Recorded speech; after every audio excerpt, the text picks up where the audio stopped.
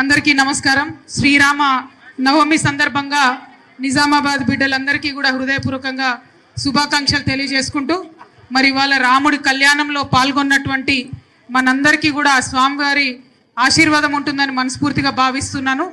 ఇవాళ రాముల వారు పుట్టినరోజు, సీతమ్మ వారిని చేపట్టిన రోజు కాబట్టి లోకానికి అందరికి కూడా కళ్యాణంగా ఉంటుందని చెప్పి మనస్ఫూర్తిగా నమ్ముతా ఉన్నాం.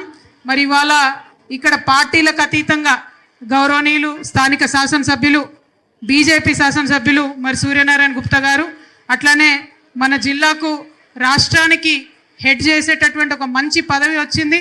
అన్నగారి సౌమ్యుడైనటువంటి మహేష్ కుమార్ అన్నగారికి ఇంత పెద్ద పదవి వరించడం మన జిల్లాకు కూడా నిజంగా గర్వకారణం అని తెలియజేస్తూ పిసిసి అధ్యక్షులు మహేష్ కుమార్ గౌడ్ అన్న గారు, అట్లానే స్థానికంగా ఉన్నటువంటి మేయర్ గారు, వేదిక మీద ఉన్నటువంటి కమిటీ సభ్యులు, ప్రతి ఒక్కరికి కూడా నమస్కారాలు తెలియజేస్తూ ఇక్కడ మన రామాలయానికి ఉన్నటువంటి చరిత్ర ఎంత ఉందో, ఈ రామాలయం తదుపరి కాలంలో జైలుగా మారిన తర్వాత దాశరథి గారు రాసినటువంటి నా తెలంగాణ కోటి రతనాల వీణ అనేటటువంటి ఆ చరిత్రను కూడా కాపాడుకోవాల్సినటువంటి అవసరం ఉందని గౌరవ పెద్దలకు తెలియజేస్తా ఉన్నాను.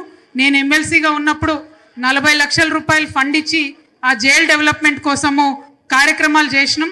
ఇంకా కొంచెం అయితే సంపూర్ణమైపోయేటటువంటి ఆస్కారం ఉంది కాబట్టి, ఏదైనా ప్రజల సొమ్మే, ప్రభుత్వం సొమ్మే కాబట్టి ఆ కార్యక్రమాన్ని కూడా ముందుకు తీసుకెళ్ళి దాశరథి గారిని ఉంచినటువంటి ఆ జైల్ని, టెంపుల్ని టోటల్ అభివృద్ధి చేయవలసిందిగా గౌరవ పెద్దలకు రిక్వెస్ట్ చేస్తూ, ఇది స్వామి కార్యం, దైవ కార్యం, ప్రజల యొక్క కార్యక్రమం కాబట్టి మా అందరి యొక్క సహకారం సంపూర్ణంగా ఉంటుందని తెలియజేస్తున్నాను. Thank you. జై తెలంగాణ, జై శ్రీరామ్.